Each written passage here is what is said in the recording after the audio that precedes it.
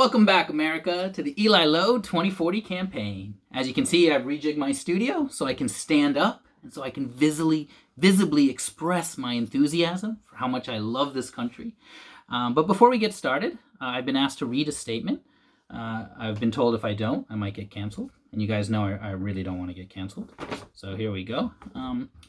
Black lives matter. Okay, I'm a little bit confused. I thought this was quite a controversial statement. Can you explain this to me a bit? A lot of people tend to counter with all lives matter. Yeah. Okay. Obviously, all lives matter. That's the point of saying Black Lives Matter. All lives matter is the default. Black Lives Matter is a contrasting statement. Make people think. Be more empathetic. Are you telling me people actually just counter with all lives matter when people try to argue Black Lives Matter? It happens a lot.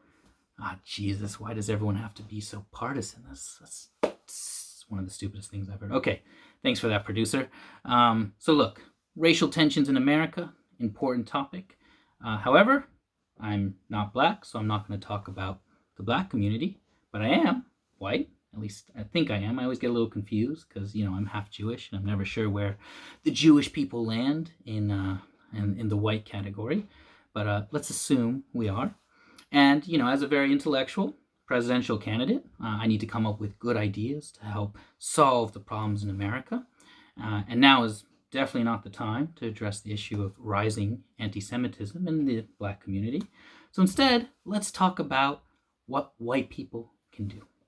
And I don't want to talk about white privilege or white fragility or systemic racism because those are very divisive topics. And I think we could discuss those. I think it's worth sitting down and having a civil conversation with some data and some back and forth. No, who are we kidding? There are no civil discussions anymore when it comes to politics. But regardless, I think there are some things that we could agree on and that I would like to propose. So please hear me out to the end. I'd like to start, with this idea of reparations, right? And that idea started to gain a little popularity with everything that's been happening. But the problem with reparations is it's logistically impossible, if we're very honest. Government is terrible at this kind of bureaucracy.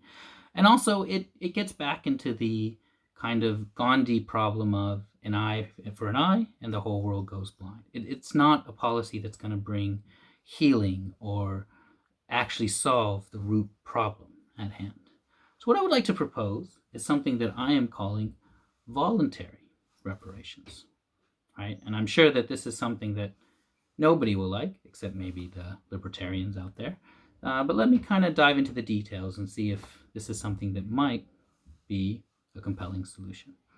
So first of all, whether or not you agree that systemic racism exists today, you can't really deny that systemic racism did exist. And it almost definitely, inarguably existed up until the Civil Rights Act of 1967. And we know that before that, it's been a terrible, undeniably terrible history of segregation, discrimination. We're talking lynchings in the South, and this was after the Civil War, after slavery.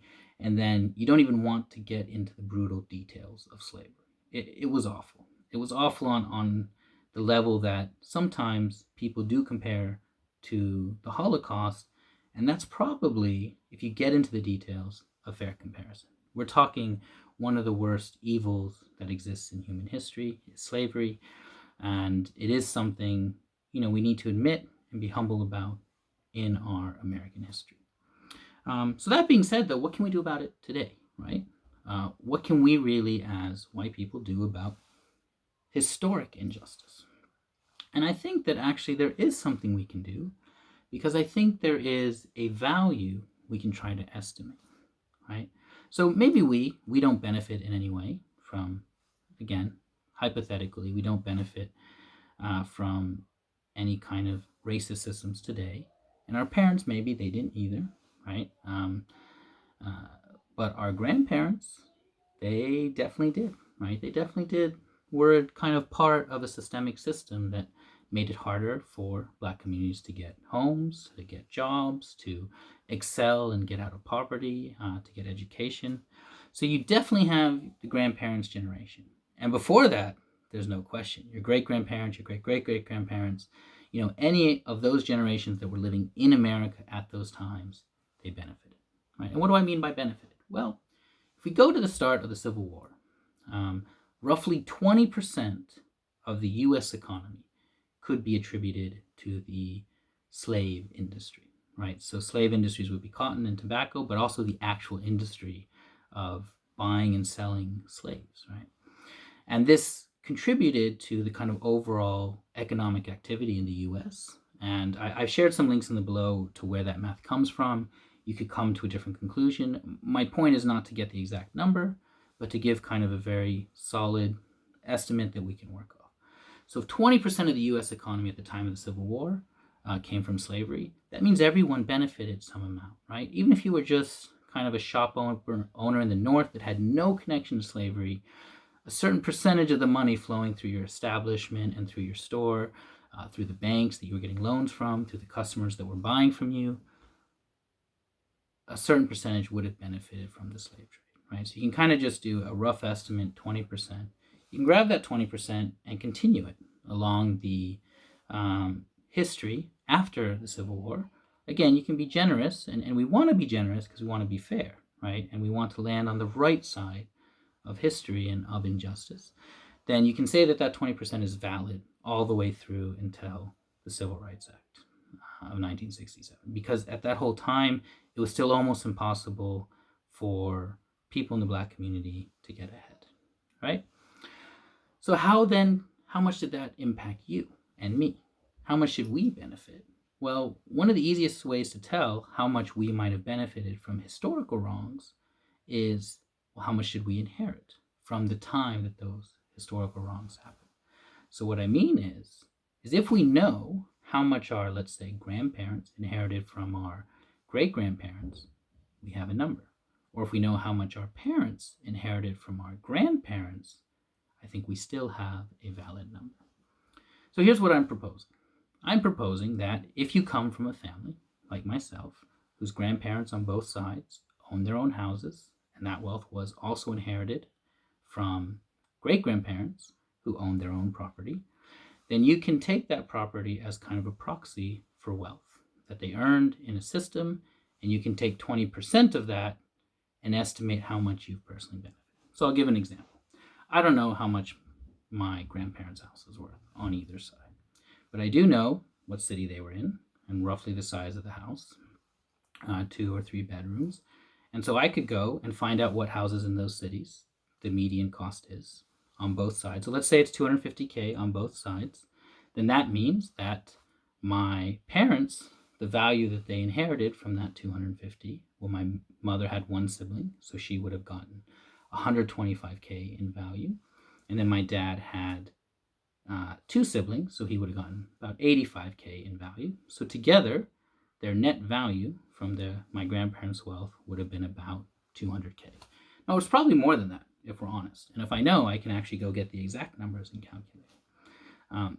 Now, they might not have gotten all of that. It might have gone to other causes or whatever. But the point is, regardless, that wealth was part of a known systemically racist system.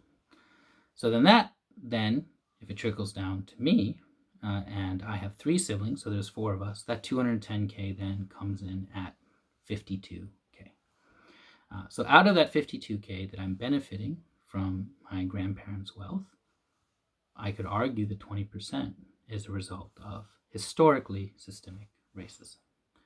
So what I'm proposing as a solution, that comes out to 10.4K, that is inflated value to me. Now, it's a lot easier if I just want to take the inheritance I actually got and just, again, make that same assumption. It kind of trickled down over time.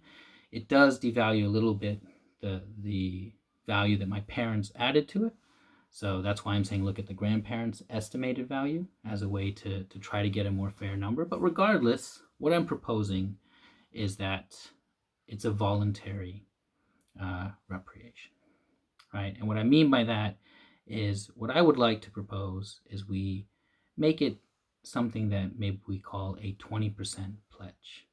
So me, as a white person who's inherited wealth from my grandparents and great-grandparents, and probably even further back, I have benefited a certain amount. And so I'm committing now, I'm willing to take this 20% pledge. And what that means is that I will commit that 10.4K, and it might be different. I'm not going to reveal real numbers, but I'm pledging to give 20% of that value to the Black community and Black causes. And I think, me personally, I think the best solution would be give it to, some kind of organization that really helps Black communities get on the property ladder. I think that's one of the kind of key ways out of poverty, or maybe also education, right? So university scholarships or something like that. And I think if all of us, all kind of middle class white families, made this 20% pledge, then you would see a massive benefit and change. That wealth would be kind of flowing into those communities in the right way and really help them to get out of poverty, and also help kind of balance this unequal distribution of inherited wealth. And in many ways, that's one of the core issues. Now, the reason it has to be voluntary is, again, you can't really force people to do the right thing. But for all of my, friends out there, online, in person, who are really committed to, fighting racial injustice, then I would ask, put your money where your mouth is, right? Or shut up about it on Twitter and social media. And that's all I ask.